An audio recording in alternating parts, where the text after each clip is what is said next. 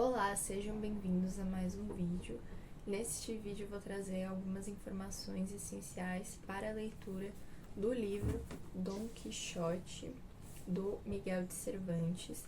Eu não li ele inteiro ainda, mas eu já pesquisei um pouco sobre o contexto histórico e literário da época e vim aqui trazer as informações essenciais para a gente começar a leitura. Se te interessa que eu faça depois uma resenha, uma análise completa, depois de ter terminado, deixa aqui nos comentários.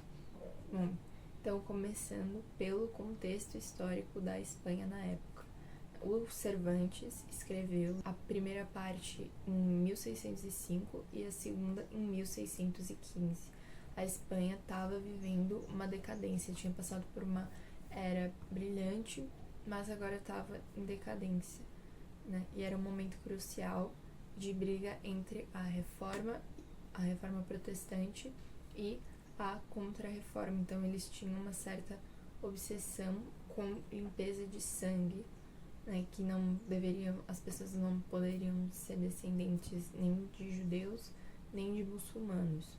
Isso que explica alguns episódios do livro contra alguns estrangeiros, né? E, na realidade, esse período culminou na expulsão dos mouriscos, que eram os descendentes dos muçulmanos, em 1609, né? Entre a escrita dos dois livros ali. Além disso, sobre os reis, né? O contexto da época, durante o reinado do Carlos V, a Espanha tinha avançado muito, estava vivendo uma época de triunfo, mas o reino começou a ficar mais desacelerado. As decisões demoravam muito para ser tomadas pelos reis, o Filipe II e o Filipe III. Isso acabou levando a um atraso da Espanha.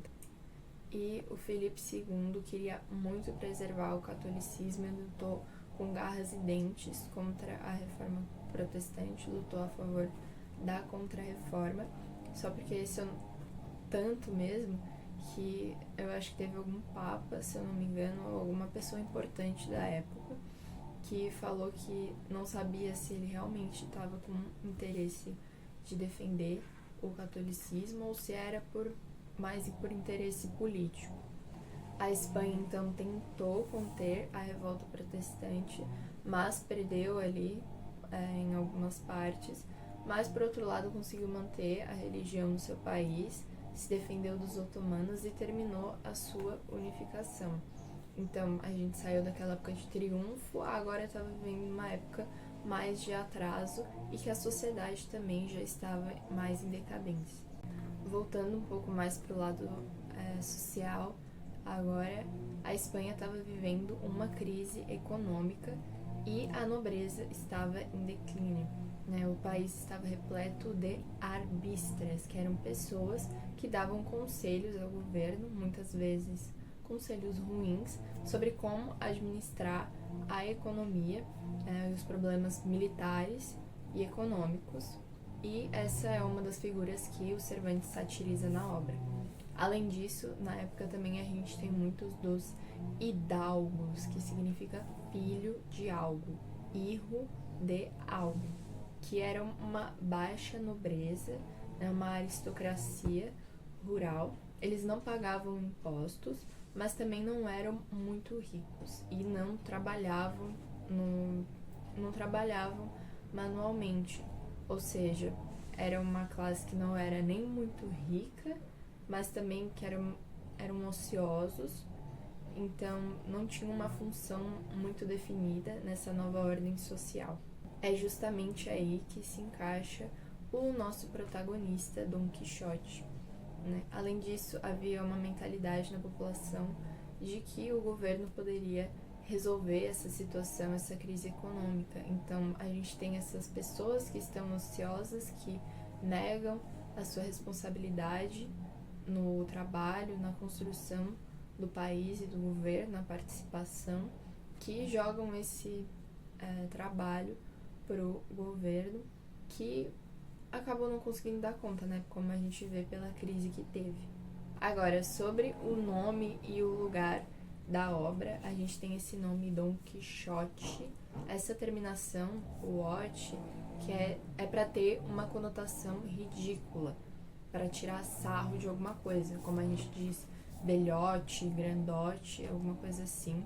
Então, a gente já vê logo de cara que o autor está tentando satirizar alguma coisa.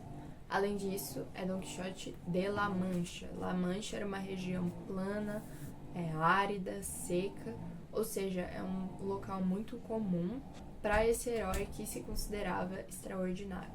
Sobre o contexto literário da época que acabou influenciando os Cervantes. As primeiras tipo de gênero que ele satiriza são os romances de cavalaria, que eram os best-sellers da época, né, como o Amadis de Gaula. Esses livros eram narrativas fantásticas sobre os cavaleiros com altos ideais de honra que lutavam contra monstros, salvavam donzelas. Era uma coisa bem idealizada, tanto que tem algum dos livros que ele cita aqui que um homem lutou contra um exército de milhares. Então é uma coisa realmente muito idealizada, muito irreal, e já estavam começando a sair de moda quando o Cervantes escreve, mas o Dom Quixote lê muitos desses livros e perde o juízo por causa deles. Do outro lado, a gente tem que surge o romance picaresco, como o da obra do Lazarilho de Tormes, né, que eles retratavam realidades mais de pessoas de condições mais baixas e criminosos, e isso mostrava um grande contraste da sociedade da época. De um lado a gente tem as obras que retratam um grande ideal, do outro a gente tem pessoas que estão tentando retratar realidades mais duras dessas pessoas que cometiam trapaças, crimes. Porque o Dom Quixote está, de certa forma, no meio ali, porque ele comete várias atrapalhadas, ele faz muitas coisas que não tem sentido, muitas coisas erradas, mas o ideal dele é bom. Além disso, a gente também tem outro gênero da época que influencia, que é a novela pastoril. O primeiro livro que o Cervantes escreveu foi desse gênero, e a gente vê um pouco presente em Dom Quixote também, que era um romance sobre pastores e pastoras idealizados que discutiam o amor, né, de uma forma ideal, perfeita, platônica.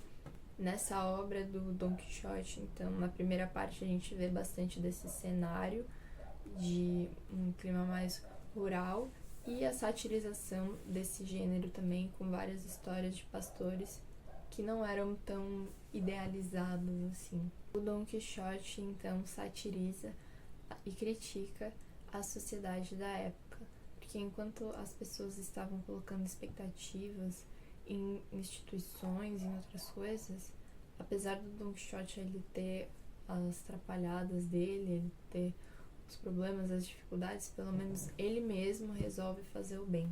Além disso, a gente tem algumas diferenças entre a primeira e a segunda parte. A primeira parte lembra um pouco mais o Renascimento, né, que ilustra essa confiança no poder humano de conseguir transformar o mundo.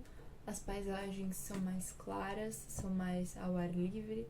A gente também tem a idealização das mulheres e também a influência que o amor, as cantigas de amor tem, né, que trazem esse aspecto do amor cortês, que ele idealiza a Dulcinea. Mas na segunda parte a gente começa, de certa forma, uma transição para um estilo que lembra um pouco mais o barroco, que é uma coisa um pouco mais sombria, no interior de palácios, em ambientes urbanos. Além disso, a gente tem um tom um pouco mais reflexivo, porque o Dom Quixote ele começa a questionar a sua vida.